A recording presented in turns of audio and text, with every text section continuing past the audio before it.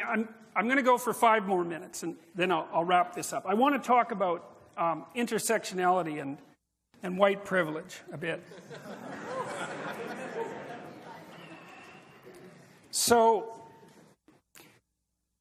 I first said, well, we analyzed Marxism, we analyzed postmodernism. I suggested that postmodernism was a way for the Marxists to keep going under a new guise. I suggested that Marxism was fundamentally based on hatred rather than sympathy and empathy. I suggested that the corpses were the evidence for that. I told you why I think postmodernism is fundamentally wrong. But now I want to talk to you a little bit about white privilege.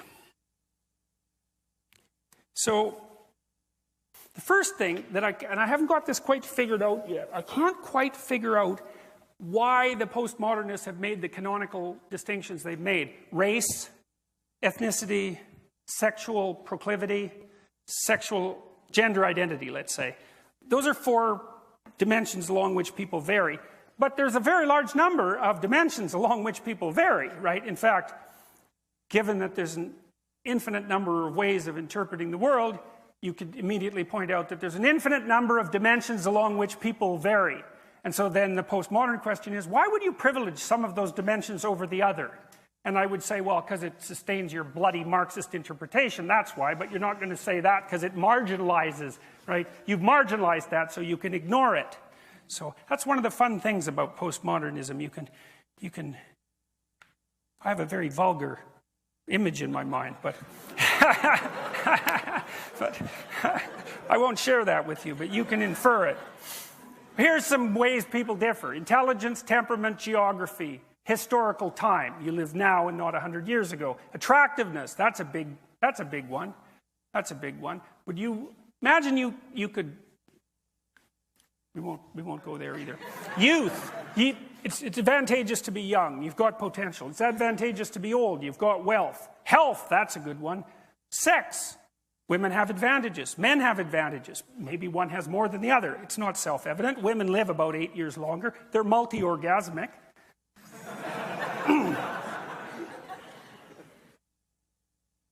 Athleticism, wealth, family structure, friendship, education. Well, then there's the classic, postmodern ones, race, ethnicity, etc. Why not those other dimensions of variation? There's no evidence that they're less important. In fact, there's quite a bit of evidence that they're more important.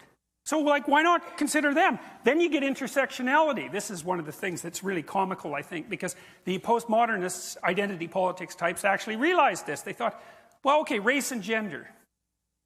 Fair enough. Well, what if you're a black woman? Well, that's a problem because, well, now you've got 2 dimensions of differentiation. What the hell are we going to do about that? And what if you're gay and black and female? Well, then what if you're not very bright and gay and black and female? And then what if you're ugly and not very bright and gay and black and female? And you can keep playing that game. You can keep playing that game an infinite number of ways because there's an infinite number of ways to categorize things, as the postmodernists already pointed out. And so the intersectionality theorists came along to plug the hole, but they don't know where they're going. They don't understand that the logical conclusion of intersectionality is individuality. Because there's so many different ways of categorizing people's advantages and disadvantages that if you take that all the way out to the end, you say, well, the individual is the ultimate minority. And that's exactly right, and that's exactly what the West discovered. And, the intersectionalists will get there if they don't kill everyone first.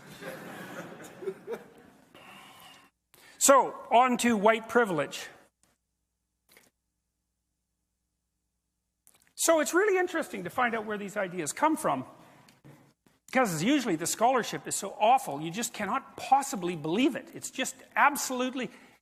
It wouldn't... At the University of Toronto in the psychology department, the original paper on white privilege wouldn't have received a passing grade for the hypothesis part of an undergraduate honors thesis.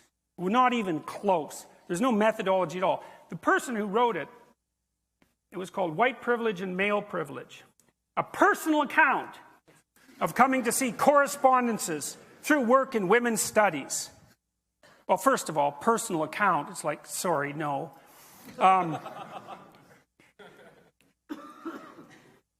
So she listed a bunch of ways that she thought, she says, these are personal examples of her unearned privilege, or unearned privilege that she saw as she experienced in the 1970s and 1980s. So this, by the way, this idea is the opinion of one person who wrote one paper that has absolutely no empirical backing whatsoever, which is a set of hypotheses which had never been subject to any statistical analysis. Like, if I ask you a bunch of questions, it's not obvious how many questions I'm asking you, because I could say, how tall are you?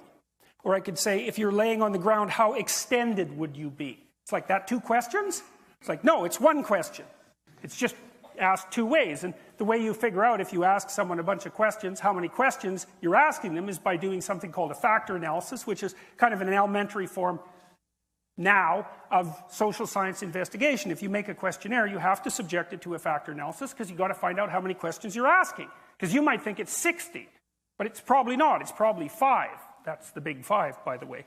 Anyways, who cares about that? There's no such thing as methodology anyways. That's all part of the oppressive white male European patriarchy. So we can just not bother with that, and we can pen a few notes about how we think the world is constructed, and then we can screw up the entire political system 2 decades later. Okay, so here's her white privilege list, some of it. There's like 50 things. I can, if I wish, arrange to be in the company of people of my race most of the time. If I should need to move, I can be pretty sure of renting or purchasing housing in an area which I can afford and in which I would want to live. That's actually a wealth thing, by the way. I can be pretty sure that my neighbors in such a location will be neutral or pleasant to me. I can go shopping alone most of the time, pretty well assured that I will not be followed or harassed. I can turn on my television or open to the front page of the paper and see people of my race widely represented. When I'm told about our national heritage or about civilization, I am shown that people of my color made it what it is. Well, there's 50 of those, I think, something like that. Okay. Is that white privilege, or is that like majority privilege? Is the same true? You go to China, you're Chinese. Is the same true if you're Chinese? Is it majority privilege? And if it's majority privilege, isn't that just part of living within your culture? So let's say you live in your culture. You're privileged as a member of that culture. Well, obviously, that's what the culture is for. That's what it's for. Why would you bother building the damn thing if it didn't accrue benefits to you? Now, you might say, well, one of the consequences is that it accrues fewer benefits to those who aren't in the culture. Yeah, but you can't immediately associate that with race. You can't just do that, say it's white privilege. There's many things it could be. It certainly could be wealth, and the intersectional people have already figured out that there's many things it could be. So, like, what the hell? Seriously. Well, what's going on? Well, we let these pseudo-disciplines into the university because we're stupid and guilty. Seriously. And they have no methodological requirements and plenty of power and plenty of time to produce nonsensical research and produce, like, resentful activists, and now we're bearing the fruits of that. It's not pretty. So, white privilege. Well, the other thing you might notice is that to attribute to the individuals of a community the attributes of that community on the basis of their racial identity is called racism. That's what racism is. There's no other way of defining it. It's attributing to the individual the characteristics of the group as if the group was homogeneous. Now, the intersectional people have already decided that's not a fair game because there's so many differences between people. But the postmodernists don't care about logical coherence because they regard logical coherence, here it comes again, as a creation of the white European male patriarchal structure that's designed to oppress the oppressed. And that's technically the case. So logical incoherence, it doesn't matter. And you could say, well, if you act out your logically incoherent ideas in the world, you're going to run face first into a brick wall.